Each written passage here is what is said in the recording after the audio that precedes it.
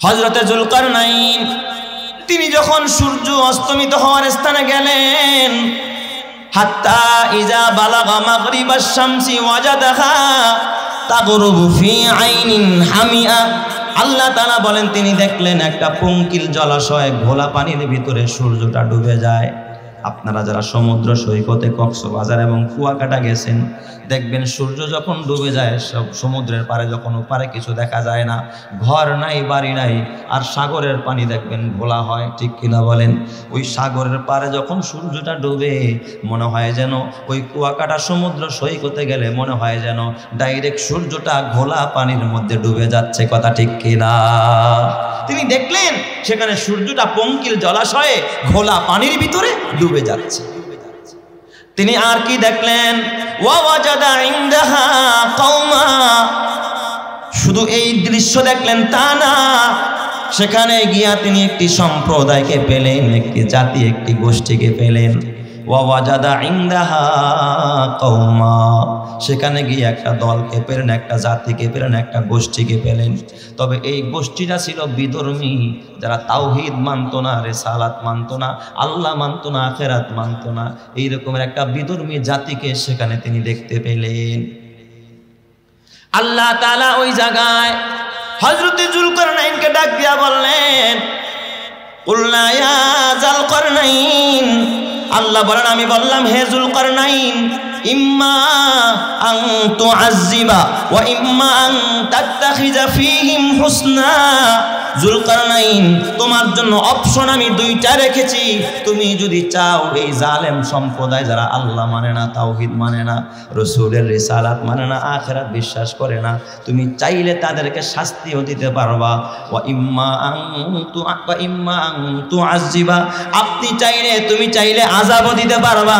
ওয়া ইম্মা আন তাত্তাখিযা ফীহিম হুসনা, আর চাইলে ভালো ব্যবহারও করতে পারবা, ক্ষমাও করে দিতে পারবা।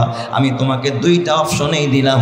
তুমি চাইলে তাদের বিরুদ্ধে, অন্যায়কারীদের বিরুদ্ধে তুমি শাস্তিও প্রদান করতে পারবা, জেলখানায়ও ঢুকাইতে পারবা, আবার তাদের বিরুদ্ধে জিহাদও করতে পারবা, আবার চাইলে তুমি তাদেরকে ভালো ব্যবহার করে ক্ষমা করে দিতেও পারবা।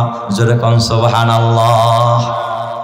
যারা আল্লাহ মানে না, আখিরাত বিশ্বাস করে না, বলেন তো ওরা জালেম কি জালেম না? আরো জোরে বলেন, জালেম কি না? অবশ্যই ওরা জালেম। এই যুগের যদি কোনো রাজা বাদশারা এই সুযোগ পাইতো যে আপনার অপশন দুইটাই, পারলে চাইলে মারতেও পারেন, আবার চাইলে মাফ করেও দিতে পারে। হুকুম পাইলেই দেখবেন আপনার সাইজ করে দিত, ঠিক না? ঠিক। আর নয় তো আয়না ঘরে ঢুকাইয়া দিত। ওই ঢুকাইতো, যা আয়না ঘরে যা। এ যুবক ভাই, ও বুড়া বাবা, হাতে পায়ে ধরে বলি, বাদশা যুলকারনাইন তিনি ডাক দিয়া বললেন, আল্লাহ, ও আল্লাহ, আমি অকাতরে সবার সাথে আমি শাস্তি সবাইকে দিব না। আল্লাহ, যুলকারনাইন ডাক দিয়া বলেন, ফাআম্মা মান আমানা ওয়া আমিলা সালিহান। আয় আল্লাহ, আল্লাহ গো রব্বুল আলামিন, ওয়া আম্মা মান যালামা ফাসাউফা নুআযিবুহু সুম্মা ইউরাদ্দু ইলা রাব্বিহি ফায়ুআযিবুহু আযাবান নুকরা। আল্লাহ যারা জুলুম করে, অন্যায় করে, একে অপরকে মারে, একে অপরকে কাটে, যারা তাওহীদ মানে না, তাদের বিরুদ্ধে আমি আযাবের ব্যবস্থা করব, তাদেরকে শাস্তি দিব। তবে আমার শাস্তি বড় শাস্তি না, সুম্মা ইউরাদ্দু ইলা রাব্বিহি, এরপরে তাকে তার রবের সামনে দাঁড়াইতে হবে কিয়ামতের ময়দানে। ফায়ুআযিবুহু আযাবান নুকরা, আমার আল্লাহ সেদিন তাকে বড় শাস্তি দিবে, কথা ঠিক কিনা? আমার শাস্তি চূড়ান্ত শাস্তি না। এখনো যারা জমিনের মধ্যে অন্যায় করে, জুলুম করে, পাখির মতো মানুষকে খুন করে, তাদের এই শাস্তি কোনো শাস্তি নয়। আসল শাস্তি দিবেন যিনি, তিনি কে? আরো জোরে বলতে হবে, তিনি কে? ওই আল্লাহ এখনো আছে না নাই? তিনি বললেন, ফাআম্মা মান যালামা ফাসাউফা নুআযিবুহু, কয় যারা জুলুম করে, যারা অন্যায় করে, তাদেরকে আমি কিঞ্চিত শাস্তি দিব, এরপরে তো কিয়ামতে আল্লাহ শাস্তি দিবে। এরপরে তিনি বলেন, ওয়া আম্মা মান আমানা ওয়া আমিলা সালিহান ফালাহু জাযানিল হুসনা ওয়া সানাকুলু লাহু মিন আমরিনা ইউসরা। জুলকারনাইন ডাক দিয়া বললেন, শোনো, আর যারা ঈমান আনে আমলে সালেহ করে আমি তাদেরকে শাস্তি দিব না, তাদের সাথে ভালো ব্যবহার করব, আর তাদের বেলায় আমার আচরণ হবে একেবারে সুন্দর আচরণ। অথচ এই যুগে দেখবেন যারা ঈমানদার, যারা মুমিন, তাদের প্রতি জুলুম হয়েছে সবচাইতে, ঠিক কিনা বলে?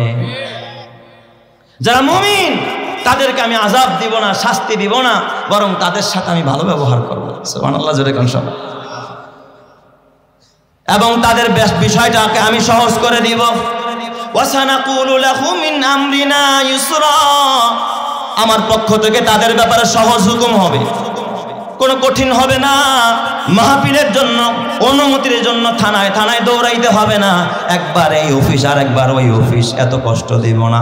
নামাজের জন্য এত কষ্ট দিব না, বয়ানের জন্য এত কষ্ট দিব না। এ বাবা, আল্লাহওয়ালারা কোনো প্রোগ্রাম করবে, এটার জন্য আমি কষ্ট দিব না। আমি সব বিষয় ঈমানদারদের জন্য সহজ করে দিব, কারণ এই জমিন হলো ঈমানদারদের জন্য আল্লাহ বানাইছে। কোনো বেঈমান আর মুশরিক আর মালাউনের জন্য আল্লাহ জমিন বানায় নাই। কথা ঠিক না বে ঠিক? যারা বলেন তো জমিন কার? অতএব এই জমিনের আল্লাহ তাআলা ঈমানদারদের জন্য বানাইছে, কোন বেঈমানের জন্য বানায় নাই। বেঈমানরা জমিন ভোগ করে ঈমানদারদের উসিলায়। অতএব এই জমিনের ভিতরে ঈমানদার আছে তো জমিন টিকবে, ঈমানদার নাই তো জমিন টিকবে না। অতএব কসম আল্লাহর, এ মুসলমান, এই বর্তমান যুগে যারা এই মুসলমানদেরকে ধ্বংস করার জন্য নানা ষড়যন্ত্রে মেতে উঠেছে, যত নাস্তিকেরা, যত মুরতাদেরা, খোদাদ্রোহীরা, আজ হোক আর কাল হোক, এদের পতন অনিবার্য। কথা ঠিক কিনা?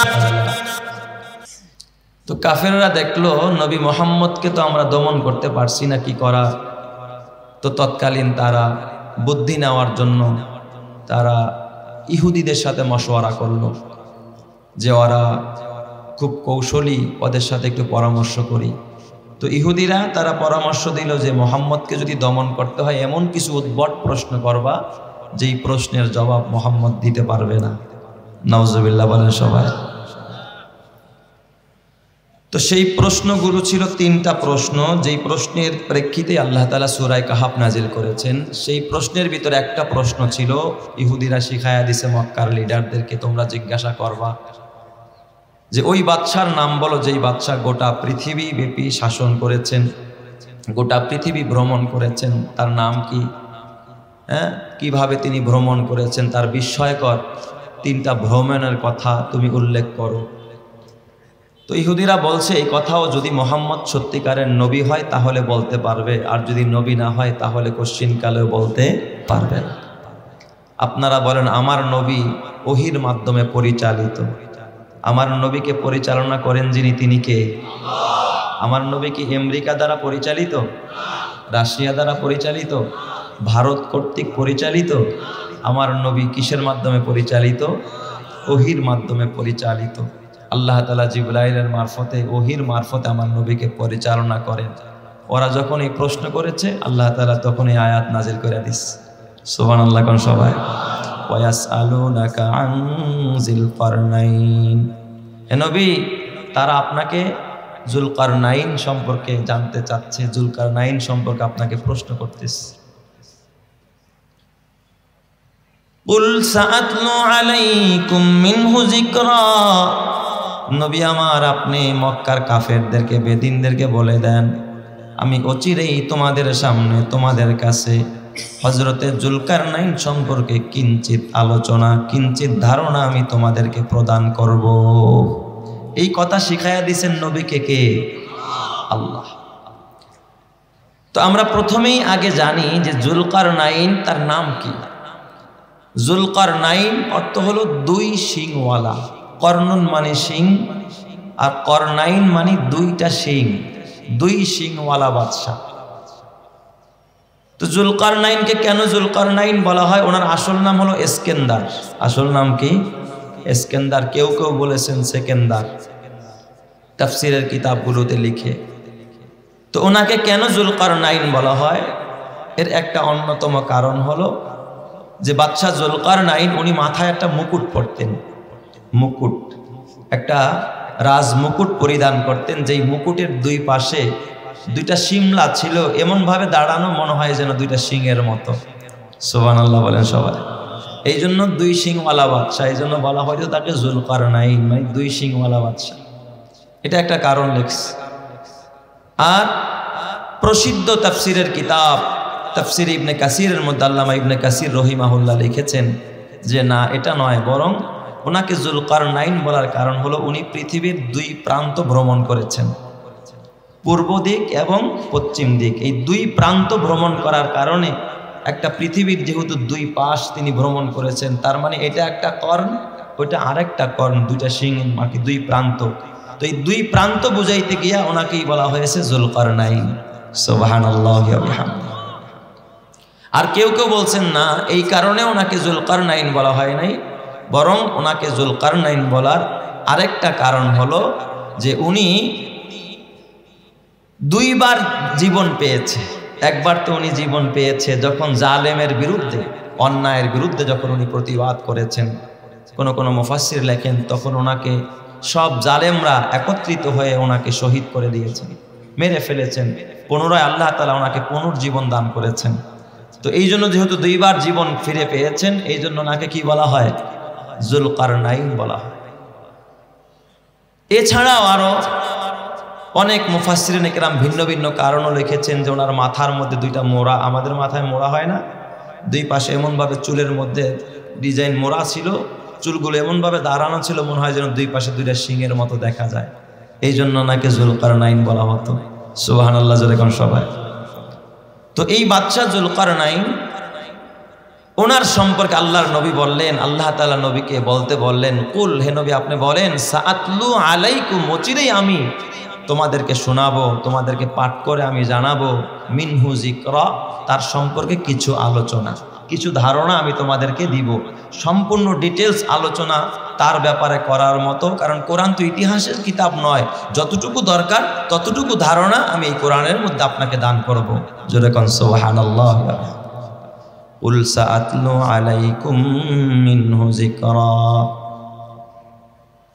আল্লাহ তাআলা বললেন, নবী আমার আপনি শোনেন, ওরা আপনার কাছে জুলকারনাইন সম্পর্কে জানতে চায়, আপনি ওদেরকে বলে দেন জুলকারনাইন কেমন মানুষ ছিল। শুনেন, ইন্না মাক্কান্না লাহু ফিল আরদ, আমি আমার প্রিয় বান্দা হযরতে জুলকারনাইনকে এই জমিনের মধ্যে আমি কর্তৃত্ব দান করেছি, নেতৃত্ব দান করেছি।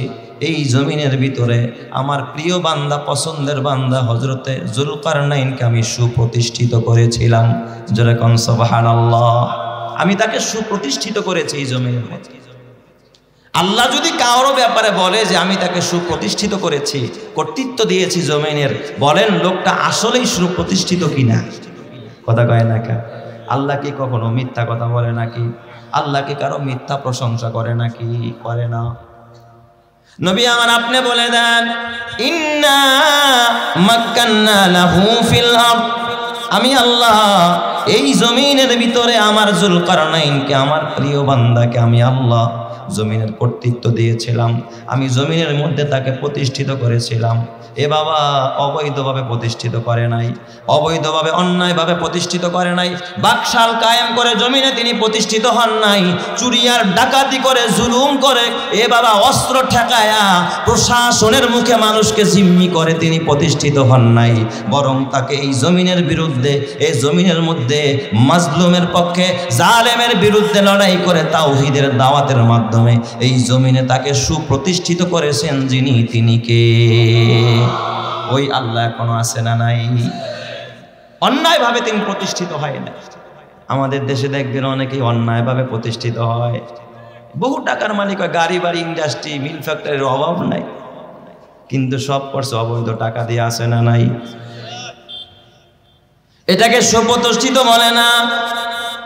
আল্লাহ বলে, আমার প্রিয় বান্দা হযরতে জুলকারনাইনকে আমি কেমন প্রতিষ্ঠিত করেছি, এই জমিনের ভিতরে কেমন কর্তৃত্ব আর নেতৃত্ব দিয়েছিলাম। ওয়া আতাইনাহু মিন কুল্লি শাইইন সাবাবা, যত উপকরণ দরকার ছিল জমিনকে ঢেলে সাজানোর জন্য, এই জমিনকে সুন্দর করার জন্য, যেখানে যা দরকার ছিল আমি আল্লাহ তাকে তাই দান করেছি। সুবহানাল্লাহ। যেরকম সবাই যা দরকার, যেখানে যা দরকার, আল্লাহ রব্বুল আলামিন হযরতে জুলকারনাইনকে তাই দান করেছেন। কি দিয়েছেন? তাফসিরের কিতাবে লেখে যে আল্লাহ তাআলা তাকে সশস্ত্র যোদ্ধা কিছু সৈনিক দিয়েছিলেন। তার কিছু সশস্ত্র যোদ্ধা ছিল যাদেরকে নিয়ে তিনি জুলুমের বিরুদ্ধে, অন্যায়ের বিরুদ্ধে লড়াই করতেন। জোরে কোন সুবহানাল্লাহ। আল্লাহ তাআলা এই যুলকারনাইনকে ধৈর্য দান করেছিলেন। ধৈর্য, তিনি ধৈর্যের মূর্ত প্রতীক ছিলেন। অন্যায়ের বিরুদ্ধে সবসময় তিনি সোচ্চার থাকতেন, কখনো বাতিলের সাথে আপোষ করতেন না, বাতিলের সামনে মাথা নত করতেন না। আর কোন বান্দা যখন বাতিলের সামনে মাথা নত করে না, বাতিলের সাথে আপোষ করে না, ওই বান্দার জন্য নুসরাত আর আল্লাহর পক্ষের সাহায্য অবধারিত হয়ে যায়। কথা ঠিক কিনা জোরে কান? আল্লাহ তাআলা তাকে অবশ্যই কি করবেন? সাহায্য করবেন। وآتيناه من كل شيء سببا। আল্লাহ তাআলা বলেন, আমার এই প্রিয় বান্দা হযরতে যুলকারনাইনকে আমি সব সামগ্রী দান করেছি প্রতিষ্ঠিত হওয়ার জন্য যা যা দরকার।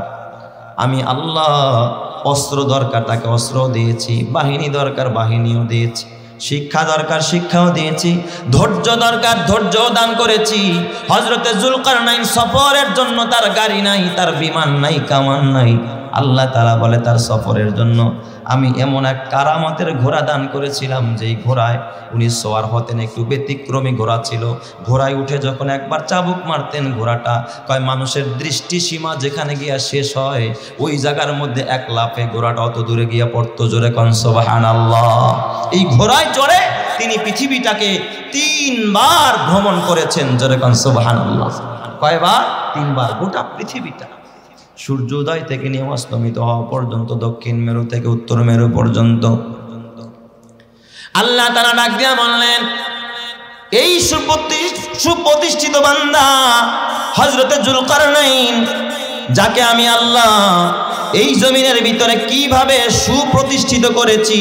ঘরে বৈশা বৈশা তিনি বাবা শুধুমাত্র আরাম আয়েশ করে জীবন কাটায় নাই, মানুষের সুখ দুঃখ দেখার জন্য, মানুষের বিপদ আপদে পাশে থাকার জন্য এই হযরতে যুলকারনাইন গোটা পৃথিবীটা তিনি 3 বার ভ্রমণ করেছেন। জোরে কোন সুবহানাল্লাহ। 3 বার ভ্রমণ করেছেন। তার বিস্ময়কর 3টা ভ্রমণের কথা আল্লাহ তাআলা এই সূরা কাহাফের ভিতরে উল্লেখ করেছেন। এই 3 ভ্রমণ থেকে আমাদেরও শিক্ষা গ্রহণ করতে হবে। কেন ভ্রমণ করেছিলেন? নাকি শিক্ষা সফরের নামে? শিক্ষা সফরের নামে কোনো অন্যায়ের ভ্রমণ ছিল নাকি?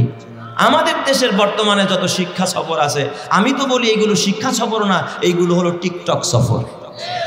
কথা কয় না? টিকটক সফর। শিক্ষিকা ছাত্র ছাত্রী নিয়ে তারপরে শিক্ষা সফরে গেছে। শিক্ষিকা কি করছে? টিকটক বানাইছে এক ছাত্ররে নিয়ে, বাসায় এসে প্রপোজ করে বসছে, ছাত্রর কাছে বিয়ে বসবে। তাহলে বলেন এটা শিক্ষা সফর না নোংরামির সফর? জোরে কোন শিক্ষা সফর না টিকটক সফর? এটা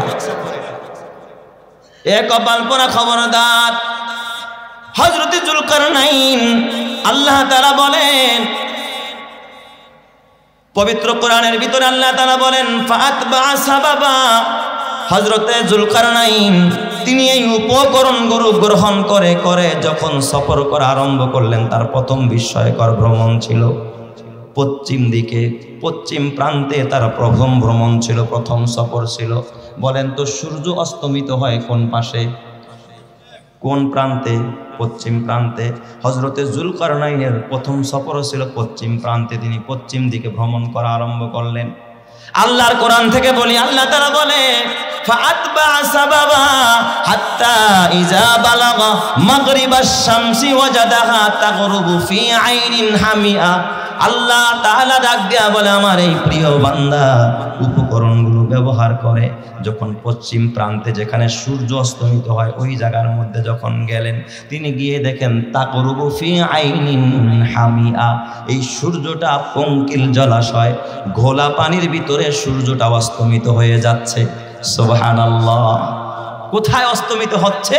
ঘোলা পানির ভিতরে, একেবারে শেষ প্রান্ত। এরপরে আর মানুষের কোনো বসবাসের উপযোগী কোনো স্থান।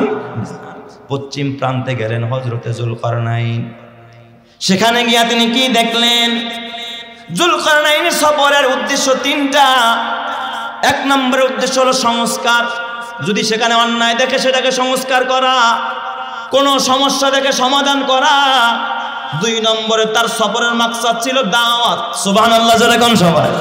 দাওয়াত দেওয়া, তাওহীদের বাণী পৌঁছায়া দেওয়া, এক আল্লাহর একাত্মবাদের দিকে মানুষকে আহ্বান করা, আর 3 নম্বরে তার সেখানে সফর করার উদ্দেশ্য হলো এ বাবা জিহাদ। যদি কেউ অন্যায়ভাবে মানুষের উপর জুলুম করে তাহলে জালেমকে দমন করার জন্য ওই জায়গার ভিতরে সশস্ত্র বাহিনী নিয়ে সেখানে জিহাদ করা। যেরকম সুবহানাল্লাহ। তাহলে যুলকারনাইন 3টা বিশ্বময় ভ্রমণ যে তিনি করেছেন কয় উদ্দেশ্যে? 3 উদ্দেশ্যে। 1 নম্বর সংস্কার, 2 নম্বরে দাওয়াত, 3 নম্বরে জিহাদ। হযরতে যুলকারনাইন তিনি যখন সূর্য অস্তমিত হওয়ার স্থানে গেলেন, হাত্তা ইজা বালাগা মাগরিবাশ শামসি ওয়াজাদাহা তাগরুবু ফি আইনিন হামিয়া। আল্লাহ তাআলা বলেন তিনি দেখলেন একটা পঙ্কিল জলাশয়, ঘোলা পানির ভিতরে সূর্যটা ডুবে যায়। আপনারা যারা সমুদ্র সৈকতে কক্সবাজার এবং কুয়াকাটা গেছেন দেখবেন সূর্য যখন ডুবে যায় সব সমুদ্রের পারে যখন ওপারে কিছু দেখা যায় না, ঘর নাই বাড়ি নাই, আর সাগরের পানি দেখবেন ঘোলা হয়, ঠিক কিনা বলেন? ওই সাগরের পারে যখন সূর্যটা ডুবে মনে হয় যেন ওই কুয়াকাটা সমুদ্র সৈকতে গেলে মনে হয় যেন ডাইরেক্ট সূর্যটা ঘোলা পানির মধ্যে ডুবে যাচ্ছে, কথা ঠিক কিনা? তিনি দেখলেন সেখানে সূর্যটা পঙ্কিল জলাশয়ে ঘোলা পানির ভিতরে ডুবে যাচ্ছে। তিনি আর কি দেখলেন? ওয়াজাদা ইনদাহা কওমা। শুধু এই দৃশ্য দেখলেন তা না, সেখানে গিয়া তিনি একটি সম্প্রদায়কে পেলেন, একটি জাতি, একটি গোষ্ঠীকে পেলেন। ওয়াজাদা ইনদাহা কওমা।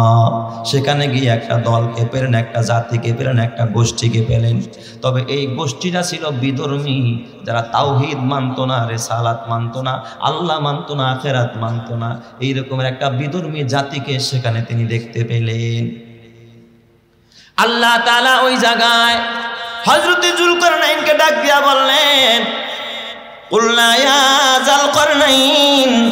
আল্লাহ বলেন আমি বললাম হে যুলকারনাইন, ইম্মা আন তুআযযিবা ওয়া ইম্মা আন তাত্তাখিযা ফীহিম হুসনা। যুলকারনাইন তোমার জন্য অপশন আমি 2টা রেখেছি। তুমি যদি চাও এই জালেম সম্প্রদায় যারা আল্লাহ মানে না, তাওহীদ মানে না, রাসূলের রিসালাত মানে না, আখিরাত বিশ্বাস করে না, তুমি চাইলে তাদেরকে শাস্তিও দিতে পারবা। ওয়া ইম্মা আন তুআযযিবা, আপনি চাইলে তুমি চাইলে আযাবও দিতে পারবা। ওয়া ইম্মা আন তাত্তাখিযা ফীহিম হুসনা, আর চাইলে ভালো ব্যবহারও করতে পারবা, ক্ষমাও করে দিতে পারবা। আমি তোমাকে 2টা অপশনেই দিলাম। তুমি চাইলে তাদের বিরুদ্ধে, অন্যায়কারীদের বিরুদ্ধে তুমি শাস্তিও প্রদান করতে পারবা, জেলখানায়ও ঢুকাইতে পারবা, আবার তাদের বিরুদ্ধে জিহাদও করতে পারবা, আবার চাইলে তুমি তাদেরকে ভালো ব্যবহার করে ক্ষমা করে দিতেও পারবা। জোরে কোন সুবহানাল্লাহ। যারা আল্লাহ মানে না, আখিরাত বিশ্বাস করে না, বলেন তো ওরা জালেম কি জালেম না? আরো জোরে বলেন জালেম কি না? অবশ্যই ওরা জালেম। এই যুগের যদি কোনো রাজা বাদশারা এই সুযোগ পাইতো যে আপনার অপশন 2টাই, পারলে চাইলে মারতেও পারেন, আবার চাইলে মাফ করেও দিতে পারে। হুকুম পাইলেই দেখবেন আপনার সাইজ করে দিত, ঠিক না? ঠিক। আর নয় তো আয়না ঘরে ঢুকাইয়া দিত। কই ঢুকাইতো? যা আয়না ঘরে যা। এ যুবক ভাই, ও বুড়া বাবা, হাতে পায়ে ধরে বলি, বাদশা যুলকারনাইন তিনি ডাক দিয়া বললেন, আল্লাহ, ও আল্লাহ, আমি অকাতরে সবার সাথে আমি শাস্তি সবাইকে দিব না।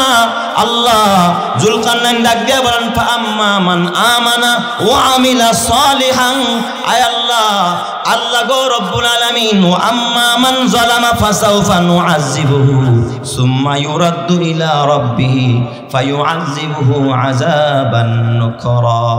আল্লাহ যারা জুলুম করে, অন্যায় করে, একে অপরকে মারে, একে অপরকে কাটে, যারা তাওহীদ মানে না, তাদের বিরুদ্ধে আমি আযাবের ব্যবস্থা করব, তাদেরকে শাস্তি দিব। তবে আমার শাস্তি বড় শাস্তি না, সুম্মা ইউরাদ্দু ইলা রাব্বিহি, এরপরে তাকে তার রবের সামনে দাঁড়াইতে হবে কিয়ামতের ময়দানে। ফায়ুআযিবুহু আযাবান নুকরা, আমার আল্লাহ সেদিন তাকে বড় শাস্তি দিবে, কথা ঠিক কিনা? আমার শাস্তি চূড়ান্ত শাস্তি না। এখনো যারা জমিনের মধ্যে অন্যায় করে, জুলুম করে, পাখির মতো মানুষকে খুন করে, তাদের এই শাস্তি কোনো শাস্তি নয়। আসল শাস্তি দিবেন যিনি, তিনি কে? আরো জোরে বলতে হবে, তিনি কে? ওই আল্লাহ এখনো আছে না নাই? তিনি বললেন, আম্মা মান যালামা ফাসাউফা নুআযিবুহু, কয় যারা জুলুম করে, যারা অন্যায় করে তাদেরকে আমি কিঞ্চিত শাস্তি দিব, এরপরে তো কিয়ামতে আল্লাহ শাস্তি দিবে। এরপরে তিনি বলেন ও আম্মা মান আমানা ওয়া আমিলা সালিহান ফালাহু জাযানিল হুসনা ওয়া সানাকুলু লাহু মিন আমরিনা ইউসরা। যুলকারনাইন ডাক দিয়া বললেন শোনো, আর যারা ঈমান আনে আমলে সালেহ করে আমি তাদেরকে শাস্তি দিব না, তাদের সাথে ভালো ব্যবহার করব, আর তাদের বেলায় আমার আচরণ হবে একেবারে সুন্দর আচরণ। অথচ এই যুগে দেখবেন যারা ঈমানদার, যারা মুমিন, তাদের প্রতি জুলুম হয়েছে সবচাইতে, ঠিক কিনা বলে? যারা মুমিন তাদেরকে আমি আযাব দিব না, শাস্তি দিব না, বরং তাদের সাথে আমি ভালো ব্যবহার করব। সুবহানাল্লাহ, জোরে কোন সব। এবং তাদের বিষয়টাকে আমি সহজ করে দিব। ওয়াসানাকুলু লাহু মিন আমরিনা ইউসরা, আমার পক্ষ থেকে তাদের ব্যাপারে সহজ হুকুম হবে, কোনো কঠিন হবে না। মাহফিলের জন্য, অনুমতির জন্য থানায় থানায় দৌড়াইতে হবে না, একবার এই অফিস আর একবার ওই অফিস, এত কষ্ট দিব না। নামাজের জন্য এত কষ্ট দিব না, বয়ানের জন্য এত কষ্ট দিব না। এ বাবা আল্লাহওয়ালারা কোনো প্রোগ্রাম করবে, এটার জন্য আমি কষ্ট দিব না। আমি সব বিষয় ঈমানদারদের জন্য সহজ করে দিব, কারণ এই জমিন হলো ঈমানদারদের জন্য আল্লাহ বানাইছে। কোনো বেঈমান আর মুশরিক আর মালাউনের জন্য আল্লাহ জমিন বানায় নাই। কথা ঠিক না বে ঠিক? যারা বলেন তো জমিন কার? অতএব এই জমিনের আল্লাহ তাআলা ঈমানদারদের জন্য বানাইছে, কোনো বেঈমানের জন্য বানায় নাই। বেঈমানরা জমিন ভোগ করে ঈমানদারদের উসিলায়। অতএব এই জমিনের ভিতরে ঈমানদার আছে তো জমিন টিকবে, ঈমানদার নাই তো জমিন টিকবে না। অতএব কসম আল্লাহর, এ মুসলমান, এই বর্তমান যুগে যারা এই মুসলমানদেরকে ধ্বংস করার জন্য নানা ষড়যন্ত্রে মেতে উঠেছে, যত নাস্তিকেরা, যত মুরতাদেরা, খোদাদ্রোহীরা, আজ হোক আর কাল হোক, এদের পতন অনিবার্য। কথা ঠিক কিনা? এ আমার বাবা হযরতে যুলকারনাইন বলে দিলেন, খবরদার খবরদার, আমি এক চাটিয়া সবার প্রতি জুলুম করব না। চিরুনি অভিযানের নামে আমি সবাইকে গ্রেফতার করব না। যারা অন্যায় করেছে তাদেরকে শাস্তি দিব, আর যারা মুমিন, যারা ভালো মানুষ, তাদের সাথে ভালো ব্যবহার করব। জোরে কোন সুবহানাল্লাহ। তাইলে বলেন হযরতে যুলকারনাইনের শাসনটা এই জমিনবাসীর জন্য ভালো ছিল না খারাপ? তাই তো আল্লাহ কয় তাকে সুপ্রতিষ্ঠিত করেছিলাম এই জমিনের ভিতরে। এটা হলো তার এক নম্বরের সফর, বিস্ময়কর সফরের মধ্যে প্রথম সফর। যেই সফরটা করেছেন তিনি কোন প্রান্তে? পশ্চিম প্রান্তে। এরপর আল্লাহ বলেন সুম্মা আতবা সাবাবা, তিনি আবার ওই উপকরণ ব্যবহার করলেন। সফরের জন্য যা যা দরকার তা নিয়ে তিনি আবার পূর্ব প্রান্তে ভ্রমণ করা আরম্ভ করলেন, যেখান থেকে সূর্য উদিত হয়। যাইতে যাইতে তিনি সূর্য উদয়ের স্থানে চলে গেলেন। আল্লাহর কোরআন বলেন হাত্তা ইজা বালাগা মাতলি আশ-শামসি ওয়াজাদাহা তাতলুউ আলা কওমিন লাম নাজআল লাহুম মিন দুনিহা সিতরা। যাইতে যাইতে তিনি পূর্ব প্রান্তে গিয়া সেখানে দেখলেন সূর্যটা এমন একটা কওমের উপর উদিত হয় যাদের মাঝে আর সূর্যের মাঝে কোনো আবরণ নাই, কোনো পর্দা নাই, কোনো ঘর নাই, বাড়ি নাই, গাছ নাই, তরুলতা নাই। বলেন না সুবহানাল্লাহ।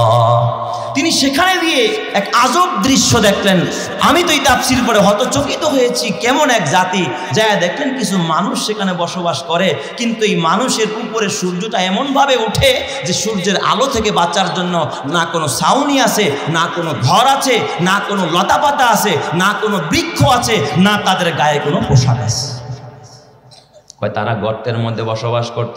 পাহাড়ের গুহার মধ্যে রোদ উঠলে পাহাড়ের গুহায় চলে যেত, ঘর নাই, বাড়ি নাই। আপনারা দেখেছেন সমাজের ভিতরে, জঙ্গলের ভিতরে শিয়াল রাতের বেলায় বের হয়, দিনের বেলায় কই যায়? গর্তে লুকায়। এই পূর্ব প্রান্তে গিয়া তিনি দেখলেন এমন একটা জাতি, যেই জাতিটার উপরেই সরাসরি সূর্য উদিত হয়। তার মানে সরাসরি উদিত হওয়ার মানে কি? যেই দেহ তাপ থেকে বাঁচার জন্য দেহের মাঝখানে আর সূর্যের মাঝখানে কোনো আবরণ নাই। লাম নাজআল লাহু মিন দুনিহা সিতরা। সিত্রুন মানে কোনো পর্দা নাই, আবরণ নাই, গায়ে কোনো জামা নাই, গাছের কোনো ছায়া নাই, মাথার উপরে কোনো ঘর নাই, কোনো ছাউনি নাই। এমন এক জায়গার ভিতরে তারা বসবাস করে। হযরতে যুলকারনাইন দেখেই তিনি বড় আশ্চর্য হয়ে গেলেন, হারে এদের কতই না কষ্ট। এই জন্য মুফাসসিরিনে কেরাম লেখে তিনি প্রথমে গিয়া তাদের জন্য ছায়ার ব্যবস্থা করলেন। জোরে কন্না আল্লাহু আকবার। এটা হলো একজন বাদশার কাজ। কারণ সাইয়্যিদুল কওমি খাদিমুহুম, যিনি কওমের সরদার হবে তিনি কওমের জন্য খাদেম হবে, সেবক হবে। তিনি শাসক মানে হলো বাবা শোষক নয়, শাসক হলো সেবক। কথা ঠিক কিনা? আর আমাদের দেশে বর্তমান যারা শাসক, তারা শাসকের নামে শোষণ করে, শাসকের নামে তারা কি করে? জনগণকে শোষণ করে। কথা ঠিক না ব্যাঠিক? যে দেখা তিনি সব ব্যবস্থা করে নিলেন। লাম নাজআল লাহু মিন দুনিহা সিতরা, এ আমার বাবা আল্লাহ বলেন তাদের মাঝে কোনো আবরণ নাই। আল্লাহ তাআলা বলেন ওয়া কাযালিকা ওয়া ক্বাদ আহাতনা বিমা লাদাইহি খুবরা। আল্লাহ বলেন আমার এই হযরতে জুলকারনাইন তিনি যত জায়গায় ভ্রমণ করেছেন, কি কি কাজ করেছেন জুলকারনাইন, কাযালিকা ওয়া ক্বাদ আহাতনা বিমা লাদাইহি খুবরা, কয়েকদিন তার যত কর্মপদ্ধতি যা যা কাজ কাম ছিল সবগুলো আমি আল্লাহ মনিটরিং এর মধ্যে রেখেছি। আমি সব কিছু লক্ষ্য রাখি। আমার জুলকারনাইন কোথায় কি করে সব কিছু দেখেন যিনি, তিনি কে? বলেন তো এই যুগের সব কিছু যিনি দেখেন তিনি কে? ওই আল্লাহ এখনো আছে না নাই? আল্লাহ তাআলা বললেন এই জায়গায় ভ্রমণ করার পর হযরতে জুলকারনাইন, এ আমার বাজান এত বড় আল্লাহওয়ালা বাদশা জুলকারনাইন আলাইহিস সালাম এরপরে তৃতীয় ভ্রমণ আরম্ভ করলেন। সুম্মা আতবাআ সাবাবা, প্রথম ভ্রমণ ছিল পশ্চিম প্রান্তে, দ্বিতীয় ভ্রমণ ছিল পূর্ব প্রান্তে, তৃতীয় ভ্রমণটা কোন দিকে আল্লাহ তাআলা কোরআনে বলে না, কিন্তু মুফাসসিরিনে কেরাম ঐতিহাসিকগণ বলে তৃতীয় ভ্রমণটা ছিল তার উত্তর প্রান্তে। জোরে কোন সুবহানাল্লাহ। কোন দিকে ভ্রমণ করেছে? উত্তর প্রান্তে। সুম্মা আতবাআ সাবাবা হাত্তা ইজা বালাগা বাইনাস সাদ্দাইন, হযরতে জুলকারনাইন সফর করতে করতে দুই পাহাড়ের মাঝে যখন তিনি উপস্থিত হলেন, একেবারে পৃথিবীর শেষ প্রান্তে, হাত্তা ইজা বালাগা বাইনাস সাদ্দাইন, সেখানে দুই পাহাড়ের মাঝখানে গিয়ে তিনি উপস্থিত হলেন। ওয়াজাদা মিন দুনিহিমা কওমা লা ইয়াকাদুনা ইয়াফকাহুনা কওলা, সেখানে যাওয়ার পর হযরতে জুলকারনাইন আলাইহিস সালাম সেখানে গিয়া দেখলেন এই পাহাড়, দুই পাহাড়ের মাঝখানে ফাঁকা জায়গা, আর এর অপর প্রান্তে বসবাস করে একটি জাতি, এমন একটি জাতি লা ইয়াকাদুনা ইয়াফকাহুনা, ভাষা হযরতে জুলকারনাইন বুঝতেছিলেন না, বুঝতে পারতেন না কি ভাষায় তারা কথা বলে, কি বলতে চায়, তাদের ভাষা কি এটাও তিনি বুঝতেছিলেন না। জোরে কোন সুবহানাল্লাহ। লা ইয়াকাদুনা ইয়াফকাহুনা কওলা। এরপর একটা দোবাসী আনা হলো। এই দোবাসী সব কথাগুলো হযরতে জুলকারনাইনকে বুঝায়া বুঝায়া ভাষা রূপান্তর করে করে বুঝাইতেছিলেন। ওরা তখন ডেকে ডেকে বলতেছিল, ক্বালু ইয়া জুলকারনাইন, ক্বালু ইয়া জুলকারনাইন ইয়াজুজা ওয়া মাজুজা মুফসিদুনা ফিল আরদ। ও জুলকারনাইন, আমরা পাহাড়ের এই প্রান্তে থাকি আর পাহাড়ের অপর প্রান্তে বসবাস করে ইয়াজুজ আর মাজুজ। ও আল্লাহর ওলি জুলকারনাইন, অপর প্রান্তরে যে ইয়াজুজ মাজুজ বসবাস করে, মুফসিদুনা ফিল আরদ, ওরা জমিনের মধ্যে বের করে ফাসাদ করে, জমিনে বের হয়ে ফাসাদ করে, আমাদের শিশু সন্তানগুলো হত্যা করে, আমাদের নারীদেরকে ধর্ষণ করে, আমাদের গবাদি পশুগুলোকে ওরা হত্যা করে, আমাদের ঘর বাড়িগুলো ওরা ভেঙে ফেলে, আমাদের মানুষগুলোকে খুন করে করে পাহাড়ের গুহার মধ্যে লুকায়া রাখে। قالوا يا ذا القرنين يأجوج ومأجوج مفسدون في الأرض, এই জমিনের মধ্যে ইয়াজুজ আর মাজুজেরা ফাসাদ আরম্ভ করেছে, আমাদের নারী পুরুষকে অকাতরে হত্যা করে, ঘর বাড়িগুলো ধ্বংস করে। আপনি একটা কাজ করেন, ফাহাল নাজআলু লাকা খরজা, আমরা কি আপনার জন্য কিছু ট্যাক্স নির্ধারণ করব কিনা, আলা আন তাজআলা বাইনানা ওয়া বাইনাহুম সাদ্দা, যাতে করে আপনি আমাদের মাঝে আর তাদের মাঝে একটা প্রাচীর, একটা দেওয়াল নির্মাণ করতে পারেন, ওরা যেন দেওয়াল ভেঙে প্রাচীরটা অতিক্রম করে যেন আমাদের ভিতরে প্রবেশ করতে না পারে। আপনি কি পারবেন নি আমাদের মাঝে আর তাদের মাঝে একটা প্রাচীর বানাইতে? আমরা কিছু ট্যাক্স উঠায়া, কিছু খাজনা উঠায়া, কিছু টাকা উঠায়া আপনাকে আমরা দেই, এই টাকা দিয়া তারপরে আপনি একটা প্রাচীর বানায়া দেন। জোরে কোন সুবহানাল্লাহ। সংস্কারের কাজ। জুলকারনাইন ডাক দিয়া বললেন, হযরতে জুলকারনাইন, বাদশা জুলকারনাইন বললেন, ক্বালা মা মাক্কান্নি ফীহি রাব্বি খায়র, এ ভাইরা তোমরা এটা কি বলো? আমার আল্লাহ আমারে যা দিছে এটাই হলো আমার জন্য কল্যাণকর। ফাআইনুনি বিকুওয়াতিন, তোমরা আমাকে একটু শক্তি সামর্থ্য দিয়ে, শ্রম দিয়ে তোমরা আমাকে একটু সাহায্য করো। ফাআইনুনি বিকুওয়াতিন আজআল বাইনাকা ওয়া বাইনাহুম রাদমা। টাকা দিতে হবে না মিয়া, চাঁদা উঠাইতে হবে না, তোমাদের এই এলাকার ভিতরে চাঁদা লাগবে না, আমাকে আল্লাহ যা দিছে এটাই যথেষ্ট। তোমরা আমাকে একটু কি দাও? শ্রম দাও, তোমরা একটু আমাকে শক্তি দাও, আমার সাথে একটু থাকো, আমি নিজে তোমাদের জন্য এই প্রাচীরটা বানায়া দিব। জোরে কর সুবহানাল্লাহ। এই সুযোগ যদি এই যুগের নেতারা পাইতো তাইলে বলতো উঠায়া দেন, ঠিক না বেঠিক? দেন না, খালি পকেটটা বাড়ি করি আর বেগম পাড়ায় গিয়া বাড়ি বানাই। কথা কয় না কা? বেগম পাড়ায় খালি বাড়ি বানায়, চাঁদাবাজি করে আসে না নাই? এই এলাকায় তো আর নাই, কি কোন যুবক ভাই ও বুড়া বাবা, হযরতে জুলকারনাইন বলল, বাবা চাঁদাবাজি করা লাগবে না, ট্যাক্স উঠানো লাগবে না, কোনো কর উঠানো লাগবে না। মা মাক্কান্নি ফিহি রব্বি খাইর, আমার রব আমারে যেই যোগ্যতা দিছে এটাই যথেষ্ট। ফাআইনুনি বিকুওয়াতিন, তোমরা আমারে শক্তি দিয়া আমাকে সহযোগিতা করো, একটু শ্রম দাও। আলা আন তাজআলা বাইনানা ওয়া বাইনাহুম রাদমা, উভয়ের মাঝে আমি একটা ওয়াল বানায়া দেই, প্রাচীর বানায়া দেই। এই কথা বলার পরে ওই জুলকারনাইনকে সহযোগিতা করার জন্য এই কওমের লোকেরা তারা গিয়া হযরতে জুলকারনাইন বললেন, আতুনি জুবারুল হাদিদ, যাও পাহাড়ের কাইটা কাইটা ব্লক বানায়া পাথর নিয়ে আসো। আল্লাহ তাদেরকে এই পাথর শিল্পে অনেকটাই বুদ্ধিমত্তা এবং কৌশল দিয়েছিলেন। বড় বড় পাহাড়ের পাথর কাইটা কাইটা ব্লক তৈরি করতো। বর্তমানে দেখবেন ব্লক ইটা বানায়। ব্লক দেখছেন না? এক একটা ব্লকের ওজন কত ছিল? প্রায় 6.5 মণ। সুবহানাল্লাহ বলেন সবাই। এই ব্লকগুলো আইনা তারা দুই পাহাড়ের মাঝে জমা করা আরম্ভ করলো। আল্লাহর কোরআন বলে, হাত্তা ইজা সাওয়া বাইনা সাদাফাইন, দুই পাহাড়ের মাঝখান যখন এই ব্লক দিয়া তিনি ভরে দিলেন, কলাং ফুফু, বাচ্চা ডাক দিয়া বলে, এবার তোমরা হাপড় দিয়ে ফুয়ানো আরম্ভ করো, ফু দিতে থাকো। দেখবেন আমাদের কর্মকার ভাইয়েরা হাপড় দিয়া তারপরে বাতাস দেয়, আসে না নাই? কয় তোমরা হাপড় দিয়া এরপরে বাতাস দেওয়া আরম্ভ করো। কলাং ফুফু হাত্তা ইজা জালাহু নারা, ফু দিতে দিতে যখন পুরা পাথরগুলো আগুন হয়ে গেল, লাল হয়ে গেল, কলা আতুনি উফরিগ আলাইহি কিতরা, তখন তিনি সীসা ঢেলে দিলেন। এই পাহাড়ের উপর এমন ভাবে সীসা ঢাললেন, বিশাল বড় এক প্রাচীর হয়ে যায়। এই প্রাচীরের প্রশংসা তিনিও করেছেন, আল্লাহও করেছেন।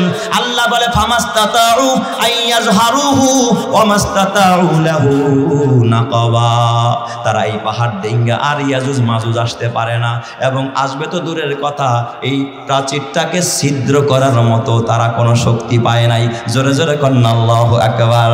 তাহলে বলেন, এই মানুষদেরকে জুলুম থেকে বাঁচানোর জন্য যিনি প্রাচীর নির্মাণ করেছেন, হযরতে জুলকারনাইন। এ আমার বাজানে, ইয়াজুজ মাজুজ কারা?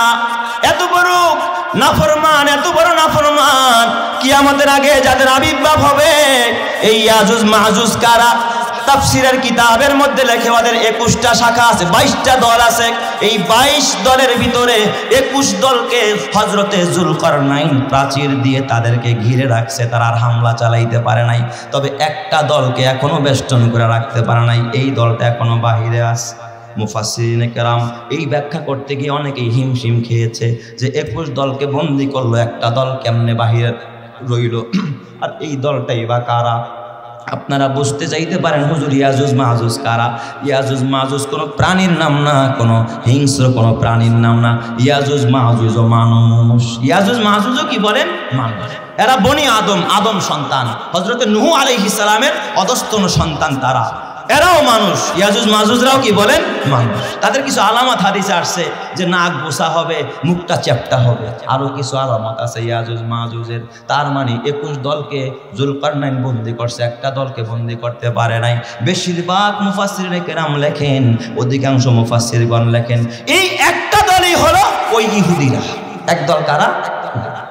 কেউ কেউ তো ডাইরেক্ট বলে আরাই হলো ইসরাইলিরা, কারণ ইয়াজুজ মাজুজের যেই কাজ মুফসিদুনা ফিল আরদ, জমিনে ফাসাদ করা, নারীদেরকে হত্যা করা, শিশুদেরকে হত্যা করা, ঘর বাড়িগুলো ধ্বংস করা। বর্তমান যুগের এই ইয়াজুজ মাজুজেরা, এই ইসরায়েলিরা, এই বিনিয়ামিন নেতানিয়াহু নামের কুকুর যে অকাতরে নির্বিচারে ফিলিস্তিনের মুসলমানদের নারীদেরকে হত্যা করে, শিশুদেরকে হত্যা করে, গবাদি পশুগুলোকে হত্যা করে, ঘর বাড়িগুলোকে ভেঙে একেবারে চূর্ণ বিচূর্ণ করে দেয়। এই জন্য মুফাসসিরিনে কেরামদের ব্যাখ্যা অনুযায়ী আমরা বুঝতে পারি এই যুগের ইয়াজুজ মাজুজ হলো ওই ইসরায়েলি বাহিনী এবং তাদের দূষর যারা, তারা। কথা ঠিক কিনা? এ আমার বাবা, এই জন্য খবরদার খবরদার, এই ইয়াজুজ মাজুজের বাহিনী যাদের থেকে আগমন হবে দাজ্জালের, এই ইহুদিদের থেকে আগমন করবে কে? দাজ্জাল। এ আমার বাজান হাতে পায়ে ধরে বলি, ওদের সংখ্যা কত হবে?